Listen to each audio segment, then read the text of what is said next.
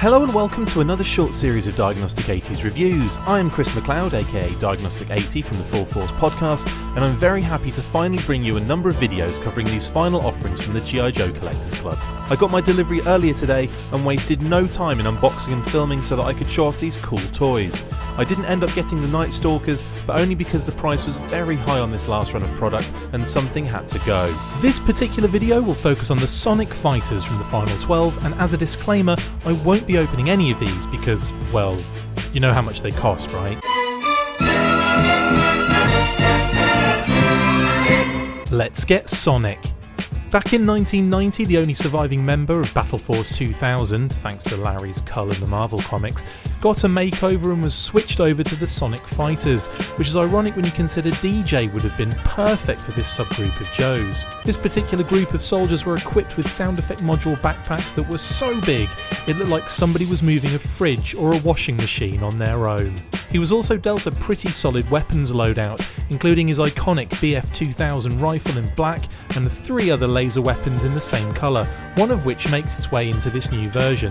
The card art was incredible too and was entirely original at the time, veering away from his single card release pose for Battle Force 2000. Fast forward to now, and the club decided to go with a repurposed BF-2000 card art and opted to just change the colours, which makes a lot of sense from a financial and time-saving perspective, considering they already had this art at their disposal after using it for their 2017 JoeCon set. It's still pretty awesome, and the figure is so much cooler than I ever expected. The inclusion of Dodger for this final 12 was pretty much on the cards for a short while, popping up in this deco in the Club Mag comic a few weeks prior to the convention he was revealed at, and something I noticed and immediately posted on the Full Force Facebook page. The colour scheme is really wild, and that's something I love about the Sonic Fighters and any of the other Impractical sub-teams. I think it works well on this figure. The club have somehow toned it down without changing much of anything really, and that's pretty impressive on its own. He doesn't come with his sound effects module or a backpack at all, which is a sad loss, but an understandable one at the same time. He does, however, come with that wacky weapon he got originally that features on the card art: a shotgun, a pistol-sized submachine gun with a silencer, and a massive walkie-talkie, all in a light grey plastic colour. The walkie-talkie is quite a nice touch and goes some way to filling in for the missing fridge or washing machine. Dodger has a similar bio as the original, but they have changed a few things to allow it to better fit with their own continuity. Packaged with Dodger is the Sonic Fighters Cobra Viper. Another 1990 release and yet another new card art for this beauty. One of the main reasons for changing the card art was to better show off the new giant fridge on your back sound effect gimmick backpacks, and this was another belter of a pose. The deco was extreme and made these Cobra grunts look almost regal. The gold, brown and red really made these figures stand out, and the bright card back would have almost certainly started epileptic fits in toy aisles across the country. It was a great way to get the most out of the moulds and a good way to revitalise characters or make somewhat forgotten army builders interesting again. The club have smashed it out of the park with this one. The deco alone is stunning, and the fact they use the original Sonic Fighter Viper card art is another plus for me. His loadout is impressive too. He gets a backpack that looks very similar to the original, only about 4 fridge sizes smaller, and you can also see they have addressed that in the slightly altered card art. This is just a win all day long for me. The red faceplate is so cool but looks like it's hotter than the sun.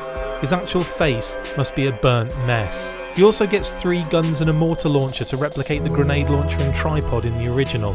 The bio is almost identical, but something I would have loved to have seen from the club would have been card backs, colours and layouts to match the original cards, especially with the Sonic Fighters and Ninja Force, etc.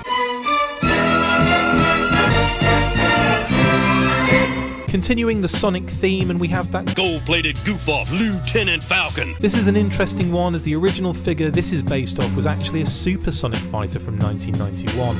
The backpacks now included lights as well as sounds and were no less fridge-sized. Falcon's blue pack even had 3 rotating curved helicopter blades in black that spun around when you flicked them.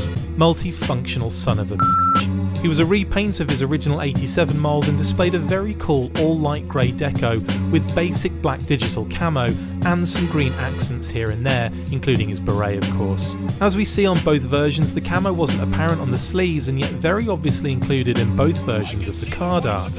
Interesting that. Also, this amazing original card art was passed on, and instead the club adopted the original 87 style art and simply changed the deco on that, as well as including the helicopter backpack on there too, albeit not super clear thanks to a lack of space. The original card also changed up the background design as well for the newer supersonic fighters, adopting an almost coral colour with a pulsating circular effect behind the character. That's where this newer version is lacking, unfortunately. I would have loved to have seen them tackle that more menacing artwork for this figure, but hey ho. The actual figure is probably the best build for Falcons so far, as they've gotten rid of the out of place shoulder armour pieces that plagued some of the other versions prior to this release. I liked them on the initial update of Falcon, but as they continued to appear, they just became unnecessary, so I'm very glad they have been changed for this figure. I'm also really glad they copied the original toy by leaving the digital camo off the sleeves. Just makes him way more authentic now. Oh, I love this figure so much. He gets a shotgun and a rifle in black and his helicopter backpack only in the wrong colour. How did they mess that up? If this was all blue with a black rotor, I would be looking at a perfect modern equivalent. Instead they went with a dark green and had the rotors in blue. The mind boggles here. Either way, he is gorgeous and I finally have the perfect Falcon figure. Speaking of almost perfect, we have Road Pig, another supersonic fighter from 1991 and one that was so out there deco-wise, it caused widespread panic among tanning salons worldwide. The figure is just insanity and I love it. His bright orange hair is almost the same shade as his skin tone, and the green streak in his hair actually does match his grundle piece. Throw in some dark bluey purple for his pants and some red spots on his codpiece and you're good to go. Funnily enough, he was the only character in the Sonic crew that would have been able to actually carry a sodding fridge on his back.